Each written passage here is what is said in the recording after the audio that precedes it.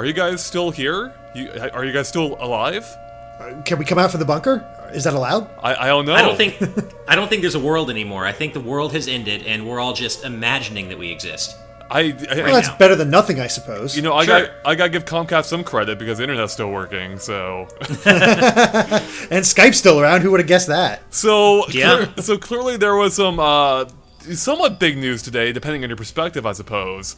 In that Digital Foundry, which I believe is part of Eurogamer, or they both came out with like a video and an article today with some rumored specs or some leaked specs, I suppose, from what they've heard about the Switch. And I'm not going to get into the numbers. We already have a video update about the numbers if you want. The numbers don't even matter, really. No. But the basis of it is that they found the exact, clock speed of the Switch's CPU and graphics card when it's both docked and undocked. The CPU is pretty much the same across the board. The GPU is more powerful when it's docked as expected, and it's clocked lower when it's in portable mode. Basically, though, those numbers are coming in at lower than some people may have expected, and the internet is basically losing its collective mind over this. So I thought, we should chime in here with our own thoughts on this. Get down to what this may mean and how much it really matters in the grand scheme of things. Derek, so you kind of already gave some of your early thoughts on this in the update itself. What do you think about this, though? About these numbers, or more about the reaction, because before we get to your thoughts, none of us are super tech heads here. Some less than others, perhaps. And I also want to stress that most of the people on the internet also aren't either. Yeah. Most of the people reacting to this news don't even fully understand what it means. And also, the numbers are lower. The numbers are lower. Right. And also, too, we should also clarify too. These specs. First off, they're not confirmed. We don't know if they're representative of the final Switch itself. They just may be the current dev kit. Who knows? I'm assuming they are accurate. Digital Foundry and Eurogamer usually have pretty solid sources. But again, even if they are accurate, we don't even know to the extent.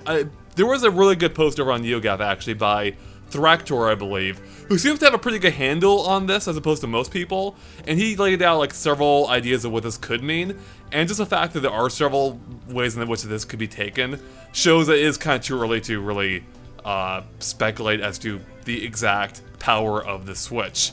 But with all that being said, I'm going all in on this potentially being the Switch is being less powerful than a lot of people expected, which I was already expecting anyway, because a lot of people were really hoping for the moon here, with it coming in at near PS4 level quality, which was never going to happen. Anyways, I'm straying from what I was getting at. Derek, what is your reaction to this? To this in general. I mean, you kind of got a taste of it during the update that I did, just because I saw on Twitter, immediately started working on the update, and it took a while because, my God, I am not a tech guy, and parsing through all this tech language and exactly what it means, and narrowing down what the important part is of the Eurogamer article, because they really laid out every step of the way about what this could mean for it. And I'm just give me the important stuff. And when I looked at it, it's okay, so the basic idea here is that it's going to be only using, I believe, 40% of the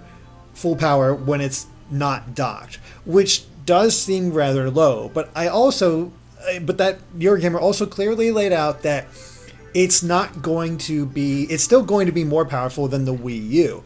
Plus, we saw the Jimmy Fallon bit where they had Zelda on the Switch during the portable mode, and it seemed to run pretty fine. You took a close look at it, you didn't notice any slowdown or any real issues with it, and we've already said that game looks beautiful. So once again, I don't think these specs matter. If you know how to handle the machine and decide what exactly is important for you, you can make it work. In the grand scheme of things, I couldn't care less about graphical capabilities. Yeah, it looks great. Yeah, I want the game to look great. But remember how beautiful Galaxy was, and that wasn't HD. Remember how beautiful Skyward Sword was on the Wii. These are not HD games, yet they still had a great art style. Mm-hmm. Now, the other worry, and I think why people are losing their minds about this, is third-party support. Everybody's like, oh God, if it's not powerful enough to keep up with the Xbox and the PS4, especially with the Scorpio and the Pro coming out or already out, How is it ever going to keep up? And again, we're working with a 720p screen compared to a 4K screen. There was no way that they were going to be able to keep up with the power of that. And I mean, we've already seen developers like From Software talking about maybe getting Dark Souls on there. Skyrim is on there. Granted, that's a 6-year-old game, but they're still working to get this stuff on there, and I don't think it's going to be as dire as you think. Maybe it will be. It's entirely possible. This is Nintendo we're talking about, and they have not been the greatest at courting third-party developers, but until that actually happens, I'm going to give them the benefit of the doubt, because developers that have come out seem pretty okay with the system so far. Who knows, that may be hyperbole. We just got a beautiful trailer for Dragon Quest XI. And that game has been confirmed for the Switch as well. So I'm pretty sure this system can handle most new games. Maybe not at their best specs, but at the very least to a point we can enjoy them. And that's sort of where I come out in the grand scheme of all this. It's like, yeah, it sucks that it may not be as powerful as these other machines, but it's also doing something these other machines can't do. And you got to take that into account. I don't even know why we're talking about this, because clearly the Switch is doomed. It's gonna launch. It shouldn't even come out anymore. Clearly it's doomed. It's dead. Nintendo's dead. It's all dead. Everything's gone. Everything's dead. It's terrible. No, I mean, as a fan, Derek, I agree basically with everything you're saying. But I am a little more skeptical, I think, maybe than you, of how Nintendo's going to navigate this. Just because I do see a very real possibility here of history repeating itself. I mean, you know, the Wii U promised great third-party support out of the gate too, and it had it out of the gate. It had a pretty good port of Mass Effect 3. It had a pretty good port of Arkham City. Other, early Wii U third-party games showed a promising future for the third parties on Wii U. Then we all saw what happened. The Wii U failed to take off, it didn't sell, and third parties pulled out, mostly. And I do think there is a distinct possibility of that happening with the Switch. I don't necessarily think it's set in stone, but, history has shown that people do care about power, what's under the hood. People care about graphics, having the best-looking version of something, and, for better and worse, Nintendo is once again taking the same gamble they did with the Wii U, and really hedging their bets on this unique functionality that they have over, cutting-edge graphics, which to people like the three of us is great, because we don't care about graphics as, much as some other people do. But for the general consumer, I don't know. It really is going to come down to, does what the Switch offer in terms of functionality make up for the deficiency in graphics power? And for the answer with the Wii U, we saw was a very resounding no. So the answer this time has to be yes, because essentially Nintendo is taking the same gamble. So there's a lot to touch on there. Yeah. First off, has history shown consumers care about the most powerful system? Because I was going to say that. Don't think that's the case. I think this is the really? first generation. Well, I mean, recent history, I should say. Not always. This generation. Just this generation, Right. yeah. Right. PS2 won its generation. GameCube and Xbox True. were more powerful. Xbox 360 ostensibly won its generation for the most part. Well, even just the Wii won its generation. Yeah. And it was definitely least powerful. But even beyond that, 360 Right. was less powerful. It wasn't until towards the end of the lifespan that PS3 caught up to the 360. Yeah. No, I should have said recent history. But there is a lot to, there's a lot of concern out there about how powerful the system is these days, more than there used to be. And now again, I'm not saying that it matters. To me, it doesn't. Right. But No, I get that. I could see, yeah. Yeah, I mean, no, and there's definitely a point to be made about that, because, I mean, what we think, what the general market thinks, are two very different things, I'm sure. Mm-hmm. However, in this case, I'm still not even sure, if that's any more of a coincidence than that the PS4 happens to be the lead platform right now. Just because, the Xbox had a whole marketing snafu going into the Xbox One's launch, which I'm sure factored into its sales. So I wouldn't, Yeah. I at this point, I think there's been enough history to show that being the most powerful system doesn't really mean much in the grand scheme of things. At the same time, you point out that the Wii U, which is by far the weakest system of this generation, has also done really poorly. But again, I think that's kind of, or maybe not again, but I think in that case, I don't know if there's a correlation there. Like, I think the Wii U had so many problems that perhaps being the weakest didn't help. But I don't think that's what sunk it. Well, I think it's what helped sink it among hardcore players, not among the general layperson. But there are hardcore players out there who are going. And we've seen them already. These reactionaries who are very upset that the Switch is going to come in considerably less powerful than the PS4 and Xbox One, and likely. And we already knew that was probably going to be the case. But whether there is a correlation or not, Nintendo is still taking the same gamble here. They're hoping that people are going to go for functionality over form, and they might. Yeah, it could be affecting a subset of gamers. In fact, I'm sure that's the case, but most people aren't hardcore gamers. Sure. So that's true. that's not going to have a significant impact on who wins or loses this generation, if you won't put it into those terms. Or this upcoming generation, I guess. I don't even know which generation the Switch counts as yet. It's really hard to say. Yeah, it's hard to say. It's gotten very muddy. It really has. It's gotten muddled. But from Nintendo's perspective, their best-selling system of all time, or console, I should clarify, was the Wii, which is by far the weakest system of the generation. Sure. And Nintendo's gone toe-to-toe with the platforms before in terms of hardware power, both with the 64, which may have actually been the most powerful, and then again with the GameCube. And in both cases, they end up being basically the loser of those generations. Well, I think there's an argument against the N64 being the most powerful, just because it's stuck with cartridges. But I see what you're saying. Well, that's kind of a different. It's kind of a give and take with the N64. That's like a memory thing, or yeah. I mean, it depends how you want to classify that as. Yeah. But with the GameCube, we definitely saw it.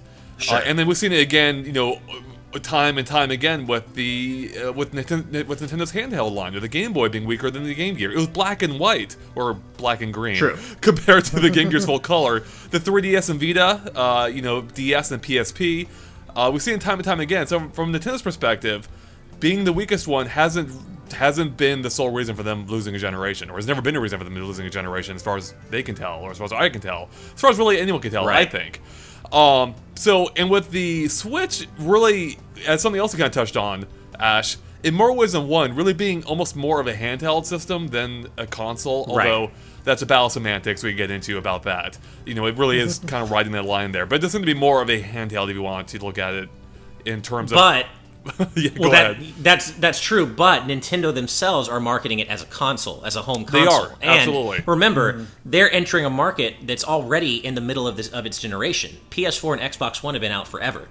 So they've got to somehow court people who might already own a PS4 or Xbox One and say, hey, the Switch can do these things the Xbox One and PS4 can't, but it's not going to look as good as what you might already have. So I think they're entering the market at a unique time, and I think that some of those challenges are going to play into the Switch's release, where they might not have with the Wii U and other prior console launches that came out more or less at the beginning of their generations. And I think they realize that because the January 12th event is going to be huge. This is where they're really coming out and saying, this is what it's all about. This is what it's capable of. Here are the launch lineup of games. Here's the price. Here's when it's coming out. All that stuff. Just everything about the system. They're laying out all their cards finally. And then immediately after that, the day after it, that tour for the Switch begins. They're getting it to every every major con before the launch, PAX South, PAX East, and South by Southwest.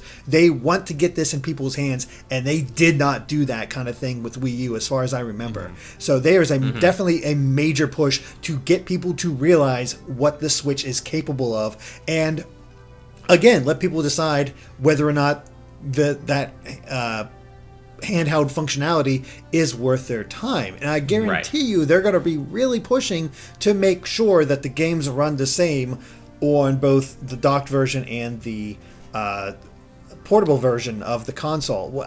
How big of a difference that is in the grand scheme is really hard to say. But for somebody like Andre, who doesn't really use portable games that much, that's not a big deal to him, because he doesn't leave the house much, so it's going to be docked most of the time anyway.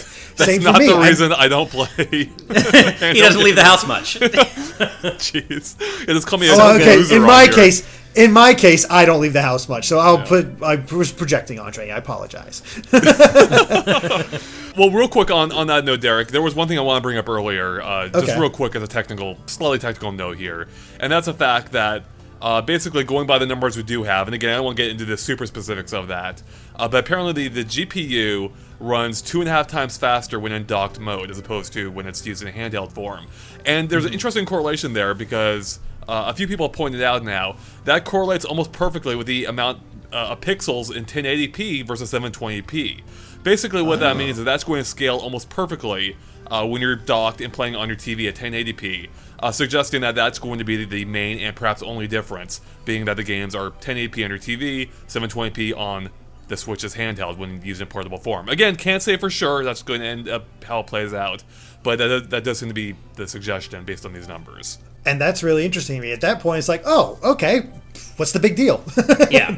That's what immediately comes to my mind is just everybody's freaking out why? The big deal is that the system is not going to be as strong as the Xbox One or PS4, and especially But their we knew successors that. being the Pro and the Scorpio. Yeah, I know. I mean, and that's the thing. We kind of knew that, Derek. Like, I don't Yeah. know who in the hell expected this to be anywhere close to PS4, let alone their successors. That is pretty much impossible. Like, again, okay, I'm not a tech guy, but there's no way you're going to cram a Scorpio into a handheld while retaining, while keeping it within heat constraints and having anything close to battery life, while also just it being the size it is. We've the iPad, the iPads and iPhones, they're also pretty, relatively powerful. They're not Scorpios or even the PS4. So Yeah. it's kind of blowing my mind that people. I mean, I think maybe marketing as a console kind of like worked against Nintendo, at least for the hardcore demographic, which honestly I don't even know how much that truly matters. I listen to demographic responding to it in this way. Right. But yeah, I mean, there was no way this was ever going to compete on those levels. Well, I think a lot of those people who are being super reactionary and negative about this and who are like freaking out, I think a lot of them may have known in their heart of hearts that it wasn't going to come out and be crazy powerful. But I think a lot of those people think that Nintendo's quick fix solution to all their problems and woes is to just make the most powerful console of the three and call that call it a day. Just make the most powerful console, court third parties, and that's all they need to do. And that isn't all they need to do. It isn't that simple for Nintendo. Mm-hmm. And I think a lot of these people think that it is, and that if they just released something more powerful than PS4 and Xbox One, suddenly their fortunes would turn around. And it just isn't that simple. What really matters, I mean, it just what it comes down to is whether it gets third party support or not. Is whether it gets market share and whether those people are buying third-party games. The Wii had market share and actually had a ton of third-party games. The problem in that case was we didn't end up seeing, I don't think, those people that bought the system ended up buying a lot of third-party software. Evidently, there were a lot of games that sold well, but not the typical games that hardcore gamers, you want to call them that, are looking for, like the Call of Duties, Medal of Honors, that type of thing, right? Yeah, it was a lot of shovelware, and those did relatively weird because they marketed the people who were the casual audience. Hey, there's a lot of shovelware these days with all the it. Shovel Knight clones, or with all the Shovel Knight games out there.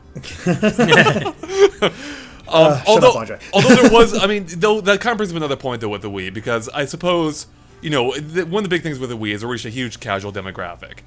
So again, they're not looking for the same type of games that people on NeoGAF are. However, another potential issue with the Wii was that it was dramatically less powerful than the others, than the other consoles, which meant that if you wanted to get ports of those games, they were going to have to be significantly downgraded compared to the versions of the other consoles. So to give credit to some of the arguments out there, that I'm sure that's part of the concern is, let's say if third-party games do come to this platform, how compromised are they going to be? Now, I do think we may be in an era now where that matters less than it did 10 years ago with the Wii, in that the gap, as big of a gap that may be, I don't think it's as big of a gap as it was, relatively speaking, as it was with the Wii and the Xbox and the PS4. Again, or PS3, sorry. I can't say for sure, but I feel like we're reaching a point now where there's, where those gaps just matter less in general. We're getting diminishing returns in terms Basically. of graphical upgrades per generation. Which isn't to say there are noticeable differences, but it is to say that you can get the same games running just on lesser hardware, even if they may not look quite as nice. The other thing with this whole, I mean, you mentioned the Wii and the Wii U and how, the third-party support was right there out of the gate, but also the Wii and the Wii U are vastly different from how the Switch is being treated.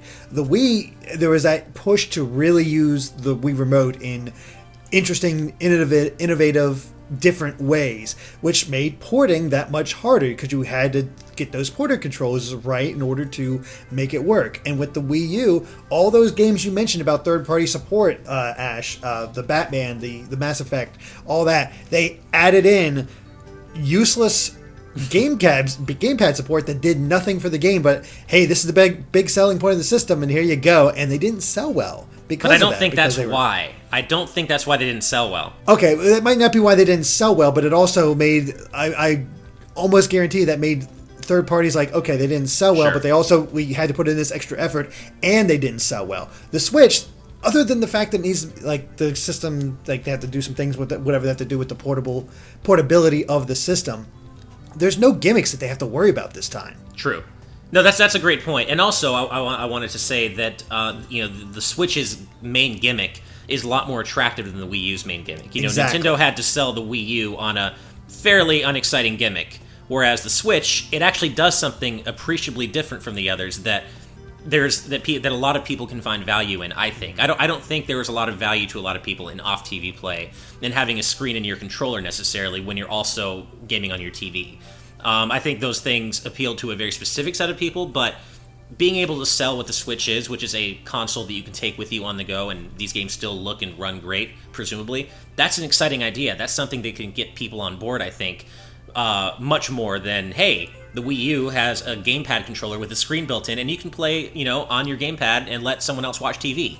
That doesn't appeal to as many people. So I do think the Switch is in a better position to really capture a lot of hearts and minds than the Wii U was going out of the gate. Yeah, it absolutely is. I think that what we've seen in the Switch, part of the reason why it's had such a great reception so far is because the idea it presents is exciting to a lot of people out there, it seems. Granted, we won't know for sure until we see the sales numbers here in a few months. Right. But so far, it seems to have an early buzz around it that the Wii U never had. So I've seen people, argue wouldn't you rather Nintendo just to make a proper home console as powerful as the others? And actually, from my personal perspective, it to be completely selfish, yeah, I probably would, just because I I play at home primarily. I don't play handheld gaming. At the same time, though, I have to acknowledge the larger market and Nintendo's place in it, and I want what's going to help Nintendo the most and get people playing this platform and getting more games to it. And I think the Switch is where it's at, because we've seen Nintendo try this before, go basically toe-to-toe with the other consoles, basically in the form of the GameCube, essentially, and we saw how that turned out. So I don't think that's enough by itself to... I think it's definitely not enough for Nintendo to succeed, is just to match the competition. They need to do something different. And what it is, I think, looks extremely promising. And despite what I just said right now, I am really excited for the Switch. And I actually am excited to see if it maybe changes how I play games. Maybe I will want to take this out on the go and play outside the house. So it's You don't leave the house, though, Andre. Right, no. That's true. Maybe it'll make me leave the house. I can test it out fully. And Yeah. There you go. No, I mean, you're exactly right about how Nintendo really they could try to do it, but again, that just feeds into the idea that PS4 and Xbox One already has a head start. What is there to really attract people that's different? Right. And they really aren't capable of doing that as far as going toe-to-toe, but by having a different idea that could attract people in this way, and the Switch doing that, there is potential there. And let's be honest, Nintendo and handhelds, they've never been beaten. There have been a lot of people, a lot of different companies that have tried to go toe-to-toe with the Game Boy line, with the DS line, and none of them have beaten it. The closest I think it ever came was PSP, and eventually it fell to the wayside as well.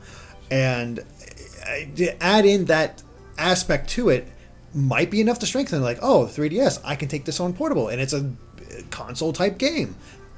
That might be attractive to some people who primarily portable game, yeah. Although, I did say this earlier, and I think it's even truer than ever now, and I think that this thing really is going to live and die by how well it runs in portable mode. Because if they don't nail that aspect, if the battery life sucks, or if it's stuttery, if it's not powerful enough to run these games in portable mode, and I think it will be, but let's just say that they don't nail it, that right there is the death knell for the Switch, I think, if they don't nail that aspect, only because that is the unique functionality. That is what sets the Switch apart. Yeah, you can go home and play it on your TV, sure, but then essentially it's probably going to be a less powerful PS4/Xbox One. So they really need to nail the portable aspect to really sell this thing. And that's likely another reason why people are freaking out, because, oh God, this is what it's being sold on. Oh God, it doesn't have the power of the others or what we can expect.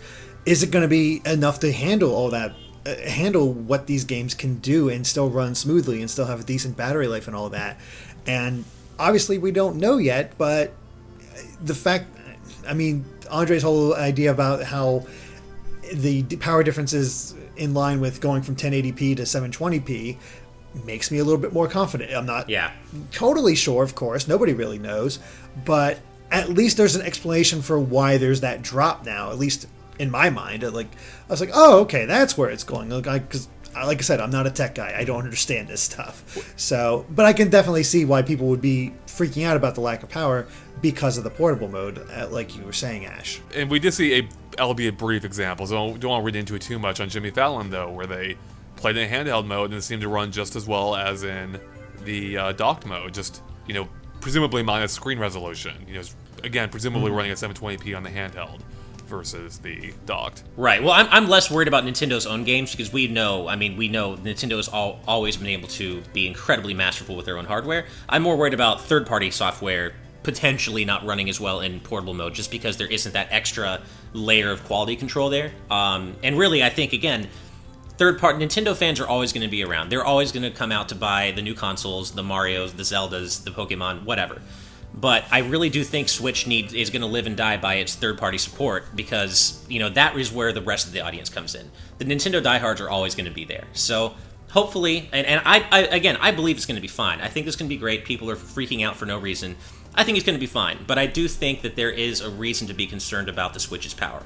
That's all I'm saying. I do agree with that to the extent that applies to third parties to some degree. Again, it depends. Yeah, it's too early to say anything definitively at this point.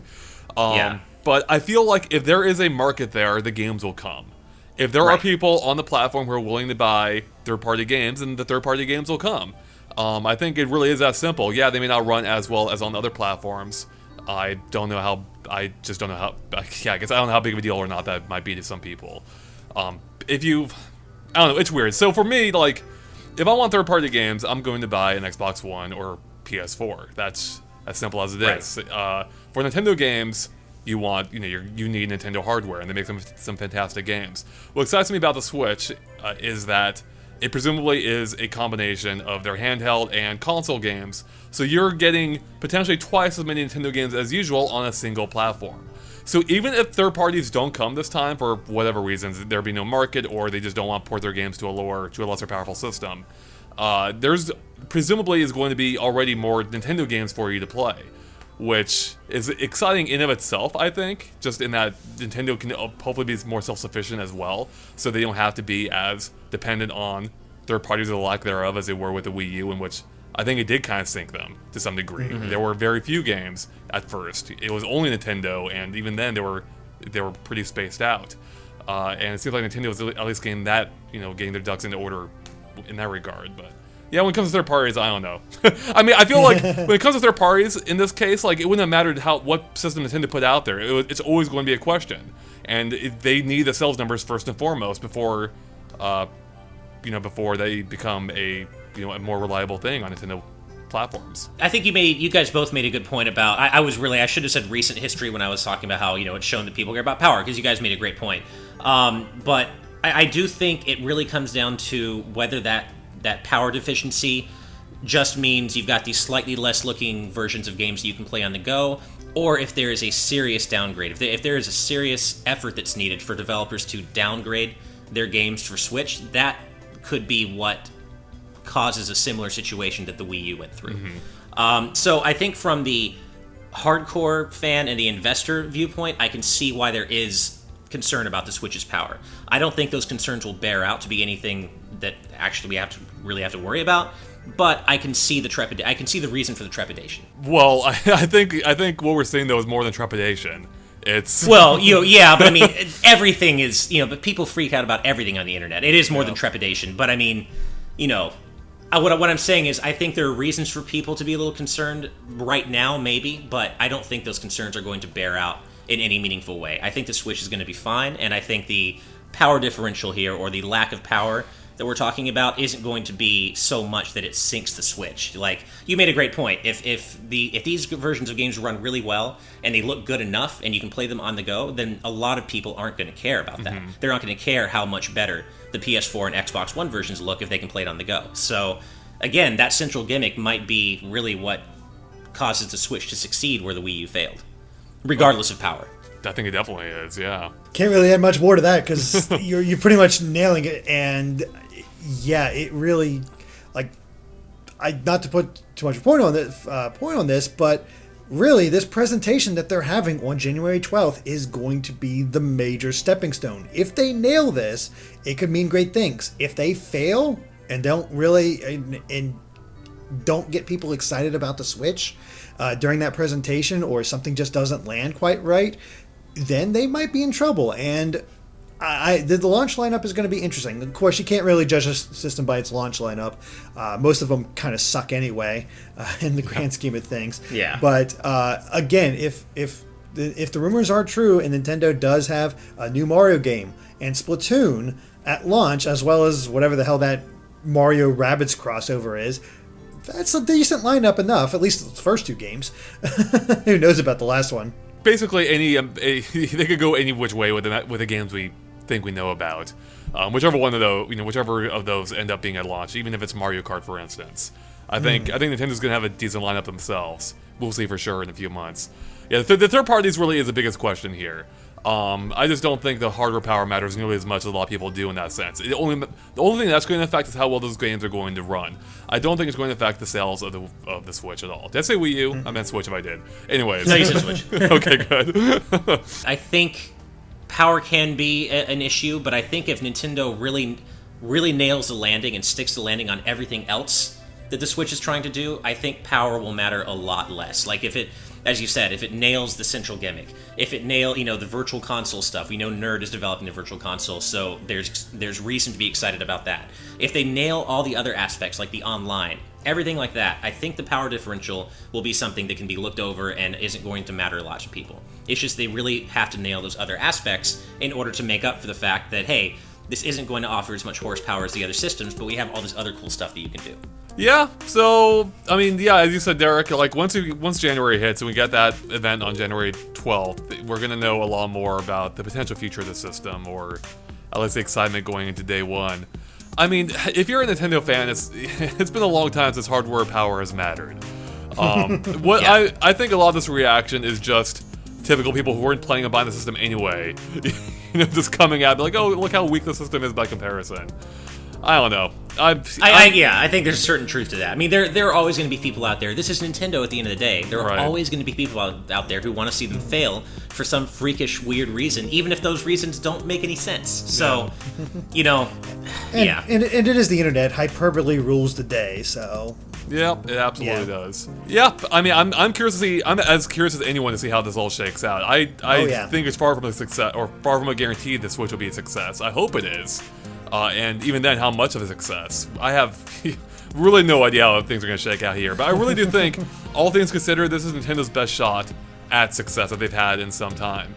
Because just to drive that point home, I don't think had they matched other platforms in power, the Switch wouldn't be what it is, and there's no way I don't think there's a way they could succeed going that route. So I think this is Nintendo's best shot at success, and we'll see what ends up happening, whether they get third parties or not. And hey, they actually have some buzz around the Switch, unlike the Wii U, so that's already a step in the right direction. That's a key thing, exactly. And I mean, at the end of the day, let's just say it wasn't more powerful at all. I mean, would it be such a terrible thing if we didn't get games that look better than Mario Kart 8 or Smash? I mean, those games look fantastic, or Splatoon. So I mean, maybe I'm just speaking for myself here, but I don't look at the Wii U's library and go, man, those are some ugly games, because they weren't. It's not a bad baseline, exactly. If we can get more games, they look great. Yeah. If Mario Kart 8 is a sign of things to come, I think that's a very that's an okay future. I'm okay with that. I mean, I'm fine with that. Exactly. Yeah. Alright, I think we've basically covered everything here, so thanks guys for watching. If you liked our discussion, make sure to like and follow us on Facebook and Twitter at GameXplained. You can find links to them in the description below, which will keep up to date on everything we post. And of course, stay tuned to GameXplained for more on the Nintendo Switch and other things gaming as well. Catch you later. Bye.